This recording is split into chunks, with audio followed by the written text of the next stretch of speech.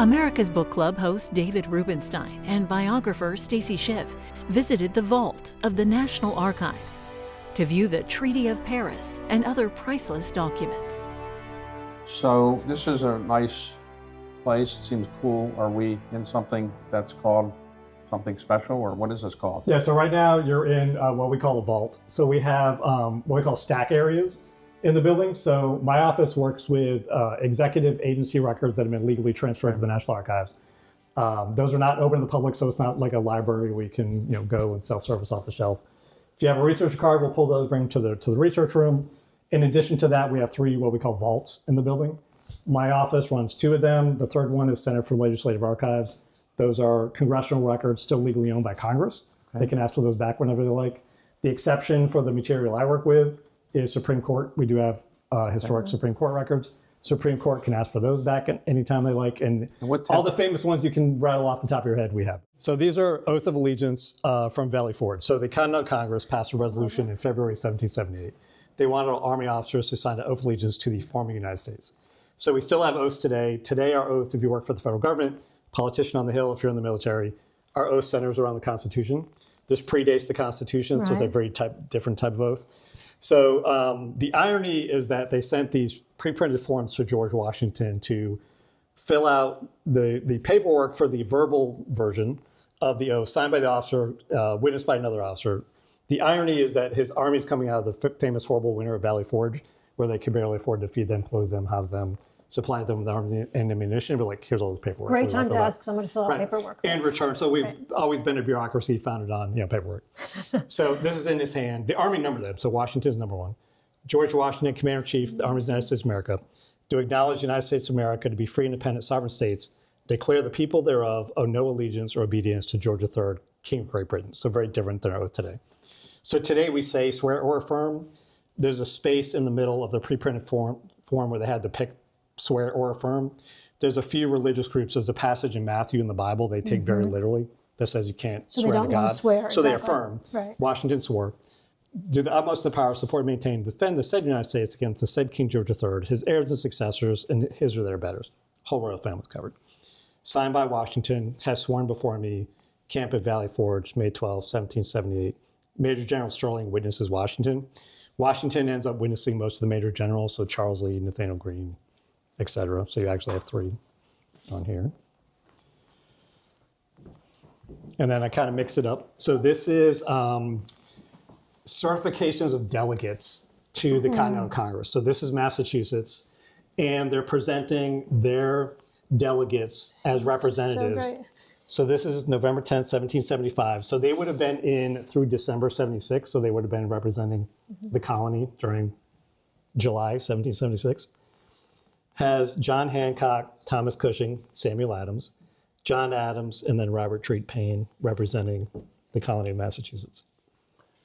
Now this is a facsimile of the original? No, that's the original. This is the original. These are all original. This is the original. These are all originals. So this is what would have been presented to the Congress, saying these are our representatives from the original, like this ink, it didn't fade. How come it hasn't faded or something? Because it's always been in this volume for a very long time, and it rarely goes on display. They're starting to go on display right now because of 8250. So there's like the 3 before this are out right now to go on display next year. So. Right, but when they would write something like this, how come there's no scratching out? They made a mistake or something. They don't have any. I'm sure there was a draft. There was a draft of this. I'm sure. I mean, what you're thinking of is we do have that in kind of the larger parchment, larger documents where they'll scratch out and rewrite. But something this small, they would have just started over and just tossed that and rewritten. Do we not love someone who has handwriting that's this brilliant? Oh, I mean, this would have been This is like the most brilliantly, this is impeccable. Yeah. I wish I could write that well. And then moving this way. So the next few are treaties. So these we received from the State Department years ago. So there's 2 types of treaties. There's what's called an American Original and the Exchange Treaty. So the American Original will be pre-ratification by the 2 countries. So it'll typically have the signatures of both countries. So this is between the US and France. This is the Treaty of Amity and Commerce. So this goes hand in hand with the Treaty of Alliance, which is on display in the rotunda right now. So when you get to the signatures, Franklin, Ben Gerard, Franklin, right here. Arthur Lee. Yeah. What is that? And then Dean, Silas Dean. Dean. Benjamin Franklin? Yeah. or- So this is representative for France, and then these are the 3 representatives to the U.S. Oh, I think this is the agreement where somebody objected because it was the United States of North America. Is this the one? I think it's. I think so. And they got the name wrong. They fixed it. No one ever fixed it. Yeah. these are the seals of whom? Those countries. Each of them. the countries. Each country. Of the countries. Yep. And like I said, this was done the same day as the Treaty of Alliance. Amazing. And so this is what got France into the American Revolution. And we would have never, as you know, won the revolution And without Franklin got him into the revolution more than anybody else. Very much so. Well, you could say George Washington did, but yes, Ben Franklin was the one who extracted all the money and the weapons. So like I said, so there's a pre-ratification. After ratification, you have the exchange of the treaties after they're ratified. So this is what we received from France. So the system you're looking at is to have like the tassels entwined from that country, usually the colors. And then it goes in the side of what's called a skippet. Don't ask me why, that's just what it's called, this piece is a skippet. It's typically made of silver or gold. It'll come in the side, the cover comes off, they pour hot wax, put their country seal, put the cover back on, it'll come out the other side. This is actually disconnected, You'll see it on this one, it's connected. And then sewn in the middle of the treaty itself. And so that's And what, so wait, where did the tassels go? The tassels are part of so they would be attached. Oh, I see, So you'll okay. see it on this one where Okay. it's this one has been disconnected, but on this one it's usually, at one point it was attached on both. And then it'll be the same exact words, just this is pre-ratification, this is ratification. And then, like I said, it'll have the signature of that country, which will have the King of France in this case. Well, this is printed or this is, This is handwritten. oh, handwritten. the handwritten Prime is Minister. Yep. English and French, side by side. no mistakes, no blotting, nothing. No. And then it shows like it's mirroring the seals that are over here. So that's what these are right here with these 4, is it's mirroring what that So is. where did the National Archives get these from? State Department. State So these would Department have had it for a long been time. with the State Department. They give it up willingly? I mean, we would get them. They legally transfer them to the National Archives, so we legally own these. And do the French have the corresponding copy? They should have. They should should have have this, this one. and then they should have the exchange treaty from Version of us, this, okay. which would have our skip it. It's the same system, so they should Okay. have this in France. And this is the Treaty of Paris. So this is the exchange treaty. I would have loved to have shown you the American original that had Benjamin Franklin's signature, but both of those are out because of America 250. It's like the most a popular good thing excuse, right. everybody wants right now. So what is this? So this is England's skip it. So this one you can actually see it's still connected. So it actually goes in the side there and then comes out. You can see it right there. It comes out the side there. And then again, sewn in the side. This is on parchment. The first page is all the various titles of the King of England, George III. He's over most of the world. Like that's what he's telling you. And then when you get to the last page, same thing where it has D. Hartley and then Benjamin Franklin, John Jay, and John Adams on the original. And then because it's the signature of that country, this is George III's signature. This is right the here. Treaty of Paris. This is the Treaty of Paris. So it's the exchange treaty for the Now, how Treaty of many Paris. treaties of Paris? One for every country? Or? Well, no, so they'll have our exchange treaty, we'll have their exchange treaty, and then we have 2 American originals. We have Okay. one that's horizontal and one that's vertical. Okay. They will have these 3 signatures on them. Sorry, Okay. 4. They'll have D. Hartley, and then the 3 representatives from the U.S. are on those. Okay. Now, the Battle of Yorktown was in 1781. 1781, yep. So it took 2 years to negotiate the treaty. Yep. And that's not ratified until 1784. Right. Yep. We got this one. And then this is all in Ben Franklin's hand. This is called a Articles of sketch of the Articles of Confederation that he wrote. And the one thing I like to show people, because every like we think of the Articles of Confederation like they're centered on the 13 colonies. With him, he kind of went above and beyond. He has like Ireland and a bunch of other British, Nova Scotia, the Caribbean, exactly. Yep. right. I Yeah. love that. This didn't go through, as you know, but he was thinking big picture. Well, here But they that are. all is in his handwriting. Does it make you Yes. feel better that he's crossed out? Yeah, I'm glad he's got some He's scratch making outs here. mistakes. Yeah. So and they Right. left. So someone asked earlier today, like, why this gap? So this is so that people could write in Is this dated? comments. Is there a date on this? 1775. So But this we- is do we May know 10th, when? Oh, May May 10th, 10th, okay. 1775, right Okay, here. Yep. great. Yep, absolutely.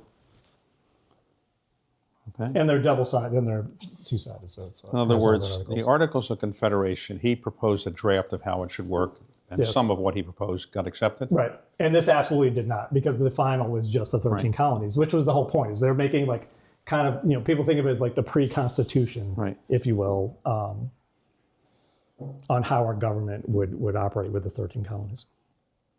Okay. And that he took it beyond the 13 colonies.